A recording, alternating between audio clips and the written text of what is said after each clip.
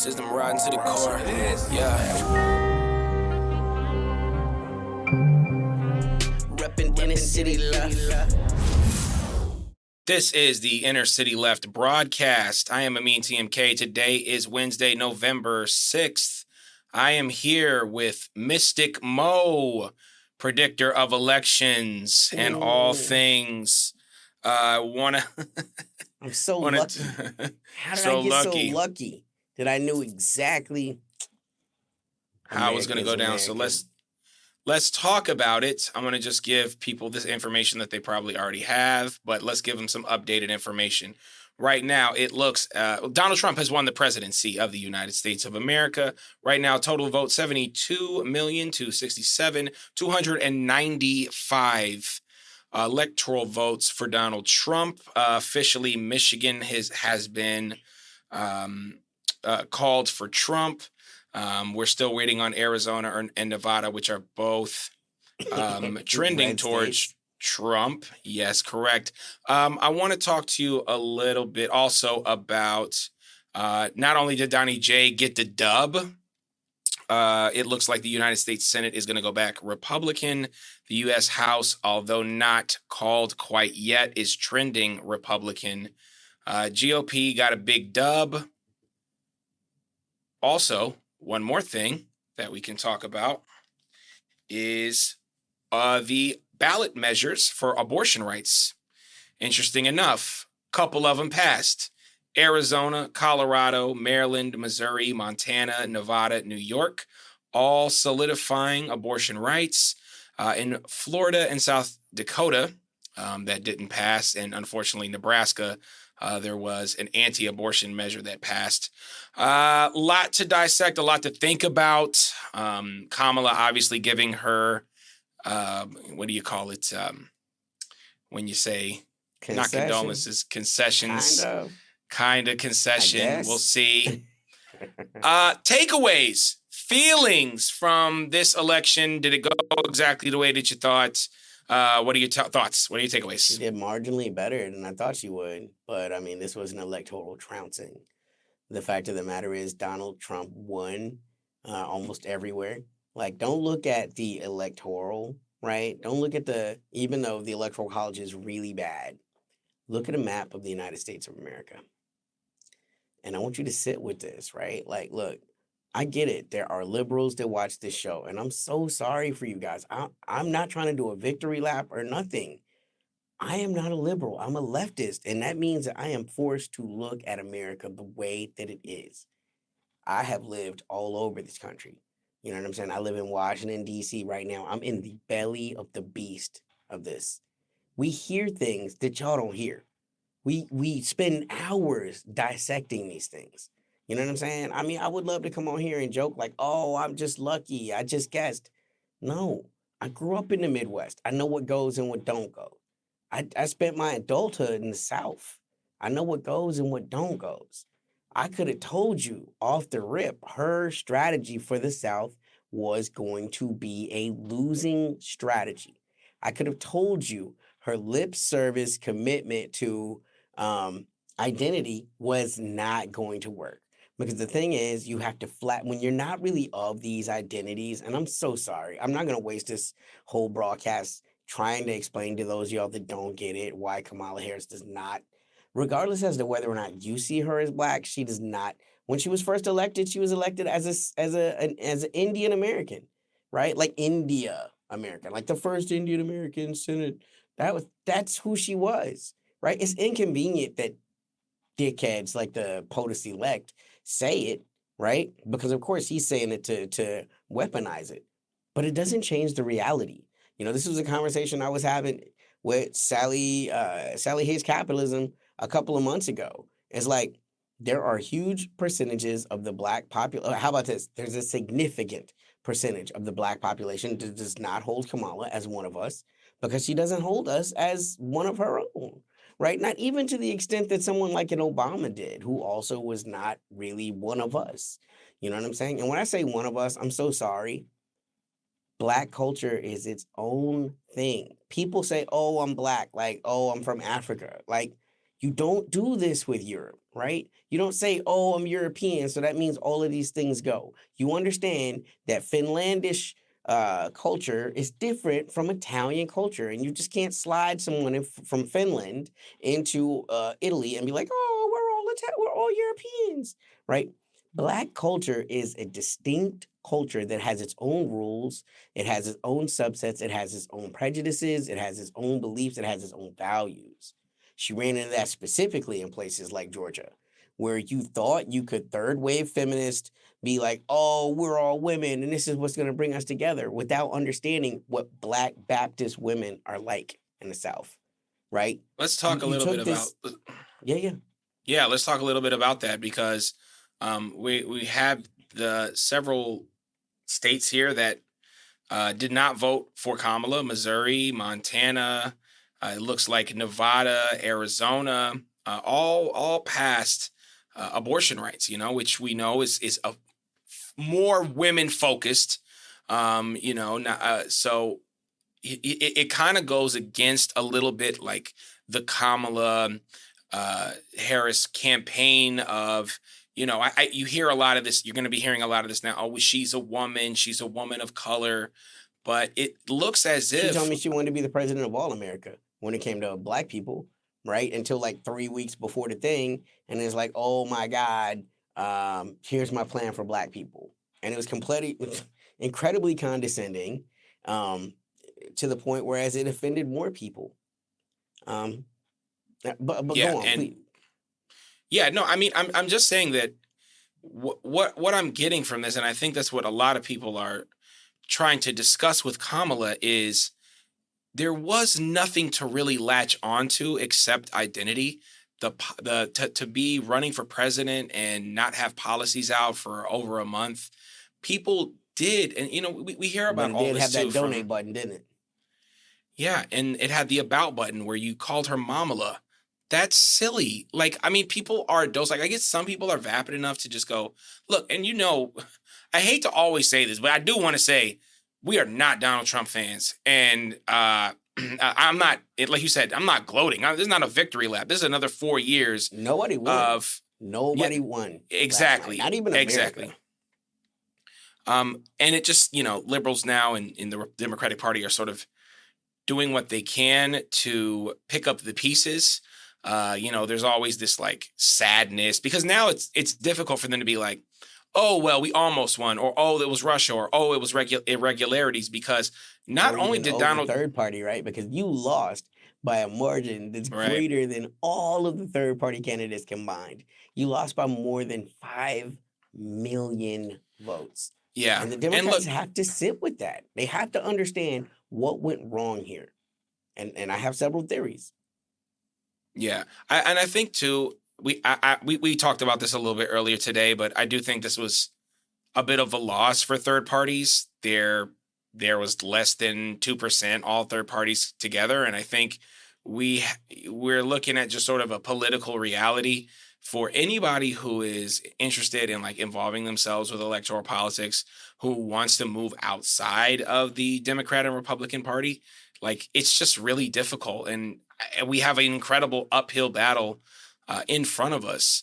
And, I think if liberals can just take that moment to step back and be like, okay, well, we were voting for basically nothing and we didn't win. Like you hear this now, all people are saying, oh, well, now it's time to organize. Now that Trump is coming out, we have to organize or things can get bad. You had AOC saying, I don't want Donald Trump, okay, because every time I wake up and, remember there was always some shit, going on. It's like after we're just watching a G-side happen in World War III, basically on top In of real us. time on TikTok Yeah. and Instagram and Twitter and every place, and the Democrats' answer for all of this is not to stop it, but to find a way that it doesn't show up, right?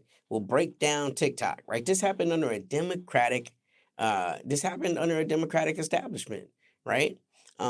You have to look at these kind of things. So here again, here's a problem with running on identity as your primary marker. If you do not have the dominant identity, you set yourself up in opposition off the rip. You make it existential, right? So this is a person that joyrode through the identity of a try hard black woman, right? But black people, if every black person in America voted for you, right? Which, by the way, indications are a huge percent less of black women and black men voted for her, right? She's down across the board. Now, don't get me wrong, black people are still by far and away the most loyal Democrat voters in the country, far outpassing white men and far outpassing white women. 56% of white women voted for Donald Trump.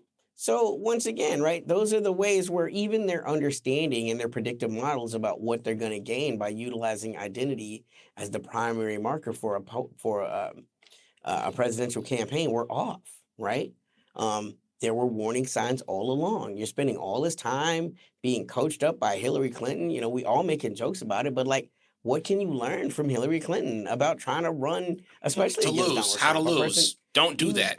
right? Like Donald Trump beat her heads up in an election. Like you lost. And that wasn't even the only presidential campaign you ran for. You can't even be like, oh, well, this is the one person that beat me. You also lost head up in a primary to Barack Obama. So this is a person that has a history of failure as far as trying to launch presidential bids. You can But say the same thing about Kamala. She was unable to win any election she was been in, period. which is why I understand that she was courting these people for advice, right? Because she understood she was in over her head. Now, here's another thing that you can look at as an absolute indicator that the Democrats set her up to lose from the beginning. And this is what I'm saying. So, like, before you get mad at black men, before you get mad at black women, before you get mad at third party voters, the call is coming from inside the house, baby.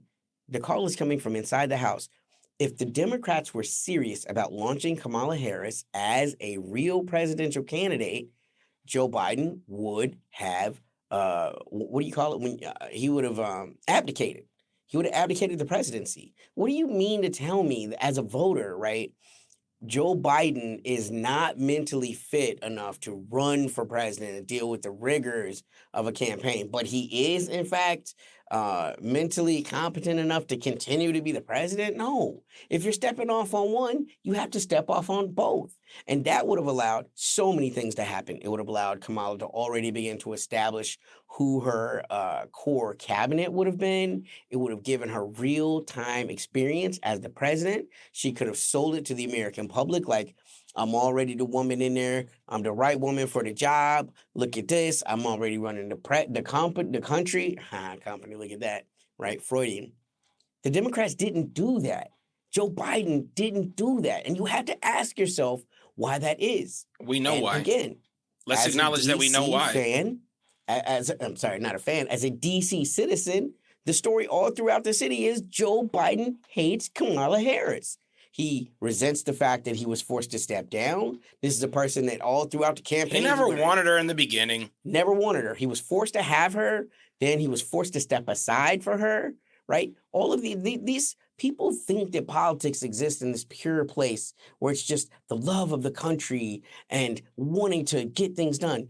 Politics in America is straight up house of cards. And if you think someone can make you step aside and you don't have a bitterness about it, you did. Every time he was out there on the campaign trail, he was doing more damage than he was doing good. He goes out and calls half of America, more than half actually, of voting America garbage, right? Like regardless as to how you feel about people that vote for Trump, it's, I think, a mistake to trivialize why those people didn't vote Democrat. Like, and if the Democratic Party is to recover, which again, I don't care. I am not a Democrat. I am not a Democrat. I am not a Republican. I don't have a dog in that fight. You know what I'm saying? I am a leftist. But if the Democrats are interested in moving forward, they have to look at why they're not able to reach America and American voters anymore. And it's not, again, it's important to look at Donald Trump got less votes this time than he did in 2020. Far less votes, right? So the fact that he was still able to win such an electoral victory tells you how unprepared to vote for this candidate the rest of America was. She couldn't even beat Joe Biden's county numbers in any county in America. That's bad. You bring up a good point, and it was going to be my next question. You touched on it a bit, but I think it's a larger conversation happening in American electoral politics. Almost 18 million less people so far. We haven't got all the numbers in, but most of them are like 95 and up in terms of percentage precincts reporting. We're getting 15 to 18 less million people engaged in the electoral system and not voting third party. It's not like people left and didn't. They just said, forget it. They know Jill Stein can't win. I hate to say it, but like, the Green Party can move forward, a socialist party, whether it's independence, whatever it may be, but there's never seems to be any momentum anymore. We talked about this with Ross Perot. So it's not like the third party, which we've seen Mark Ruffalo and all the celebrities come out, against voting for Jill Stein because for some reason the Democrats were worried about Jill Stein. I don't understand why. But it didn't affect anything. They just got shellacked. And they lost the popular vote, which is a mandate. And I don't think that a Russiagate scandal conversation is going to get as much traction. I know it'll happen, but it won't get the same traction. Look, the country that involved itself the most in this election, and it's not even close, and I'm sorry, we're a geopolitical country broadcast. We have to be honest about it. It was Israel. Israel, more than any other factor, sunk Kamala Harris. The fact that the Biden administration and by proxy Kamala were unwilling or unable to exact any type of restraint from the Israeli government. The fact that, again, Blinken's essentially flying back and forth to Tel Aviv like the personal lawyer of Bibi Netanyahu and saying, I'm not here just as a Secretary of State. I'm here also as a Jew, right? My friend Tony. Right? The fact that she was not able to get any type of concessions from them, I think it made her look incredibly weak. And, the story again, because we in the city, we hear things. First person that called Trump, Bibi Netanyahu, talking about how eager he is to work for him and work with him and the dangers of Iran. And I got to tell you, man, that's going to be a relationship to watch over the next 4 years because that is the ultimate frenemy political duo right now. They hate each other. Trump absolutely hates Netanyahu. Netanyahu absolutely hates Trump because they both represent the same thing. And only one of them can be this thing, right? To the people. Bibi represents this messianic Jewish figure, the savior of Israel and all of the Jews. And Trump sees himself as the evangelical Messiah, right? And these two figures cannot coexist at the same time. So even though they have to work with each other, but they did though. They have already. Yeah, they are going to work with each other. Terrell Owens and Donovan McNabb, Shaq and Kobe. It's going to happen because the interests are there. And when it comes to Donald J. Trump is an extremely petty and vengeful and vindictive man that does not forget things. He still holds against Bibi Netanyahu two things in particular, right? He holds the killing of Soleimani, which was supposed to be a joint venture between the Israelis and the Americans. This was a very powerful, very beloved general in Iran. He was generally seen as the person who destroyed ISIS in the Levant. So all throughout the area, this man had the kind of love that a Nasrallah had, right? And Trump took him out. And, the Israelis were supposed to help, and they didn't. And at the end of the day, the Americans were on the hook, and Donald Trump was left hanging. And the other thing is, Bibi called Biden, right? Bibi was one of the first people to call Biden on, the 2020 elections, right? And Donald Trump saw that as a personal betrayal. He's like, you're supposed to be fighting with me. They stole the elections, whoop-de-whoop. And the president of the United States, the incoming, he is a petty and vindictive man. So do you think with Israel and maybe Ukraine, do you think there are going to be some real differences in like geopolitical, or I guess I should say like international policy from Trump with whether it be less weapons to Ukraine or 1,000%. Yeah. And again, it's not because of any lack of, but also, so again, there are two factors at play. There is a limited industrial capacity in the United States. Most of those weapons have tried to be earmarked for the great game, the so-called geopolitical contest between America and China that is scheduled to happen within the next 10 years. The sooner it happens for America, the higher a probability America has of exacting a toll that can limit and stifle the productions that China is going to be able to make for this century. The later it happens, the more likely it could be an embarrassment for the Americans, the more likely that China will be able to develop technologies that can counter American military dominance and primacy. And so that is the thing that they've all been trying to get to. But unfortunately, the neoliberals and their Ukrainian project, which was meant, again, it's still a connection to the Great Game. It was meant to make sure that Russia would not be able to help China, right? Russia was supposed to be broken over the Ukrainian back, and the Europeans were going to make sure that happened with NATO. That did not happen, but the time is up for that, right? So now the other part of the war calculation is the Israeli gambit against the Iranians, which again still connects to the Great Game because the Iranians are the largest petrochemical suppliers to China right now, right? So crippling their petrochemical access, oil, all of those things, it makes it harder for China to develop and to surpass what the United States can do as far as economics. They've already by far surpassed America as it relates to manufacturing process and just output, right? As far as those kind of things, and probably efficiency too, right?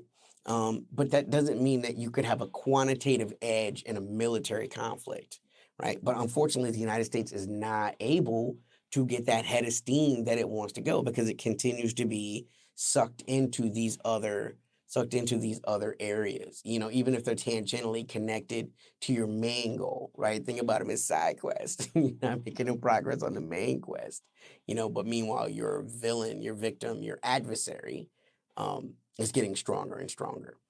And that's the thing. I think that is truly what Trump's goal is. He wants to get started on the great game because, again, he sees it as an existential conflict between the West and non-Westerners, right? We can say the global South, we can say the global majority, we can never look at what that is. And to a lesser degree, America saw it as the same thing. They understand there is an existential conflict coming, and they did not choose to trust a non-white man to guide America through that process. It looks like so this will be basically 2 months. We have until January 20th until the administrations change. What do you see from the Democratic Party in this last few months of power? Not a lot. I mean, I think the Democratic Party is in shambles right now. They lost everywhere. They even lost their number one weapon that they can use to threaten the vote, right? So many states codified Roe v. Wade on a state level that the Democrats are no longer able to hold that fig leaf, over people's heads. Like, oh, if you want to protect abortion, you have to vote for Democrats. Because these things became states' issues, they were on the ballot all throughout the country, as you said earlier, and they passed, right? So, like, now the Democrats are going to have to find something that they can offer.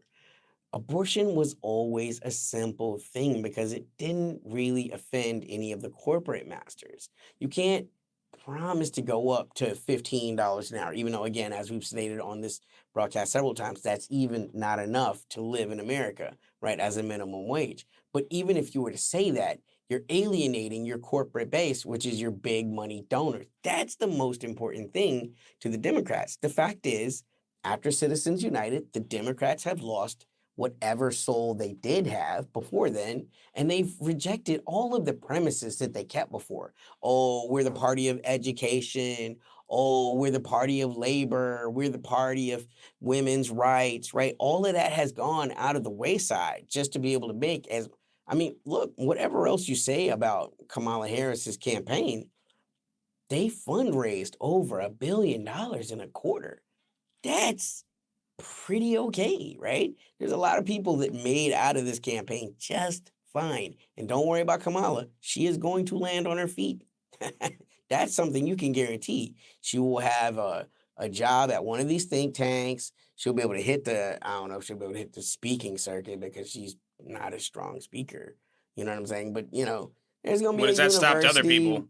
growth, or that's a fact. You know what I'm saying? Hillary Clinton is not a great speech giver either, but at least she knows things, right? Like that's the thing, is that's the difference, is even if you don't like Hillary Clinton, if you press her, she can get knee deep into the fucking weeds on any matter of policy, right? Like you may not agree with what her policy is, but there is no doubt that she knows Yeah, it. it's probably not a quick Q&A with Kamala. It's probably just a statement and some softball. Yeah, yeah. I want to give a shout out to our podcast listeners. We're available everywhere you find podcasts, Apple Podcasts, Spotify, iHeartRadio, all that good stuff. You can hit us up on our Patreon, patreon.com/InnerCityLeft. I want to give a shout out to our patrons. Dumpy, Tom LeBeau, Turn Leftist, Dubsy22, Nicole Hedges, Jay Goulart, No Ground, RK Paula, Alyssa, Lauren, Dennis. You can be a part of that if you want. We also have free subscriptions. If you just want to stay in contact with us, you can always purchase and stream our music, available everywhere. Search Lil Tanky or Me TMK. Obviously, we're going to have a lot more to dissect as this last few months kind of plays itself out, and we see what happens in Ukraine and obviously the Middle East, but Taiwan, South America, the Caribbean. There's so many different things in flux. Any final thoughts, feelings, things we missed? Yeah, I mean, the one thing I gotta say as a leftist, as a black leftist that came up in our tradition, I think the most disgusting thing I've seen on the internet all day is all the people misappropriating the Malcolm X quote about the black woman being the most disrespected demographic in America. Because Malcolm X would loathe Kamala. Like, there is no doubt. If you understood anything about his policy, like, this is what they should be quoting is the ballot or the bullet, where he was like, I don't understand why black people are playing these games anyway. We should be building our own organizational power. That is as true today It's as like he's when he talking said about it in the working class people, not and I think that that's unfortunate, as like oligarchs and politicians, and they're just looked at as like common citizens, and that's not really the case. It's like when the Republicans quote MLK completely out of context. Now the Democrats want to do that with Malcolm X. I mean, nothing is fucking sacred to them. For Mojo Lil Tanky Summer, I'm Amin TMK. This is Inner City Left. Peace. System riding to the core. Yeah. Reppin' Inner City Left.